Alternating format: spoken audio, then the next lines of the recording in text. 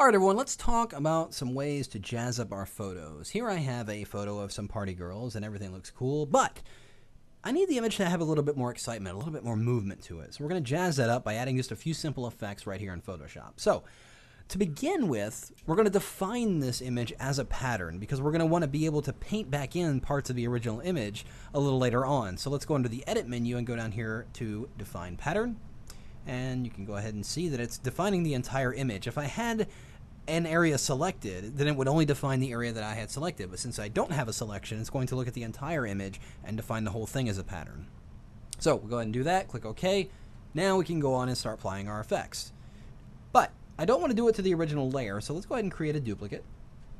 And let's start changing up some things here. Well, first thing is I want to give this just a monochromatic color. So I'm going to press Command or Control U, or you can simply go under the image menu down here to Adjustments.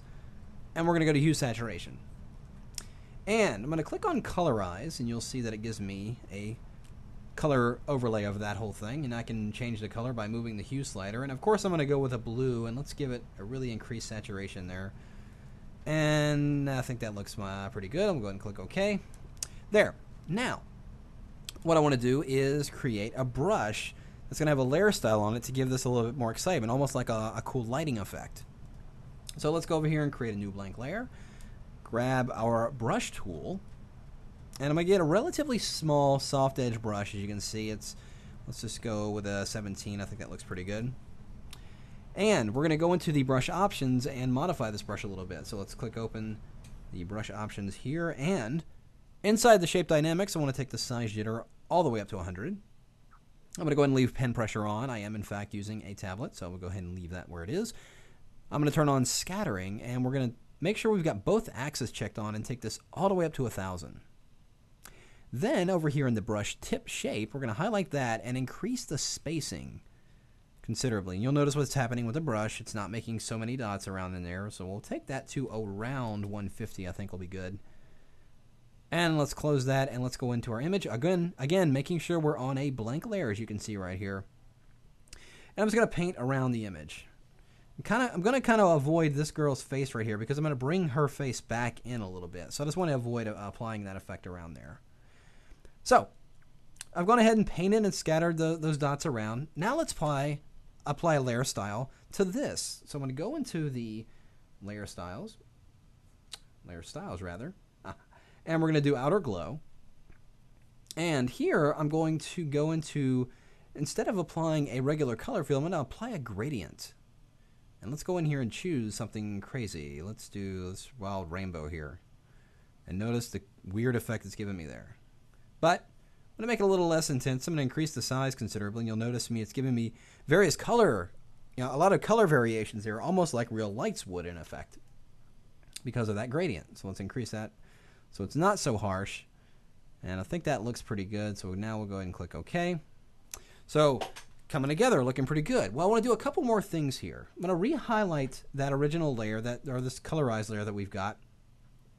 And we're going to go into the filter menu and go down here to blur. And I'm going to choose radial blur. And we're actually going to do a radial blur this time. Although most of the time I'm using this filter, I'm always using the zoom blur. But I'm actually going to use the spin this time. And I want to put the targets right up here in the upper left-hand area of the image, kind of about where this little circle is right here. I kind of want it to circle around that. And I'm going to set the amount to a very low number. I'm actually going to do about 10. And we'll go ahead and click OK. So you can see what's happening. It's really blurred that image like crazy. But before I do anything else, right after I've applied that filter, we're going to go into the Edit menu and go down here to Fade Radial Blur. And what this will do is basically allow me to undo it in degrees.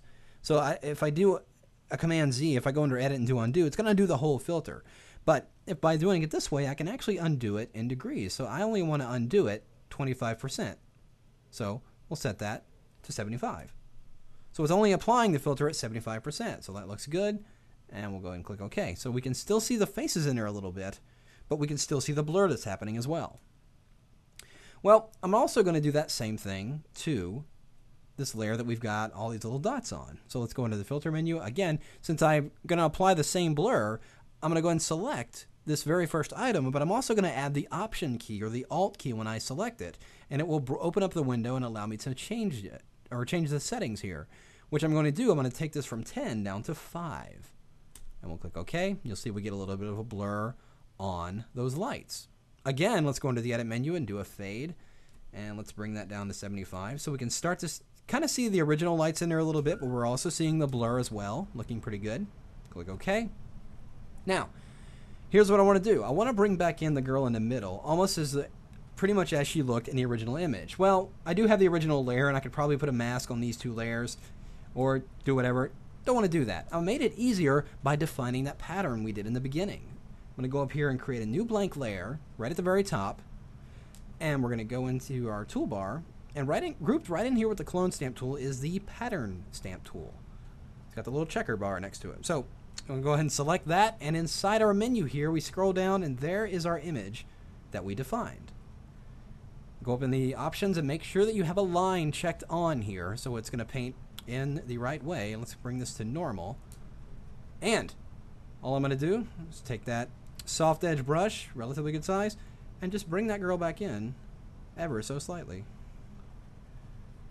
So it's like we're painting with the image, which is quite literally what we're doing. We're painting with the original image on that layer. So you notice it's on its own layer, so we can do whatever we want, make changes to it, or do whatever. But there you have it. So we've given this image a lot more energy and a lot more interest, but we're able to maintain or isolate our subject, which is this girl in the middle, by bringing her back using that paintbrush defined as a pattern. Very cool stuff. Try it out on all your own images and have fun.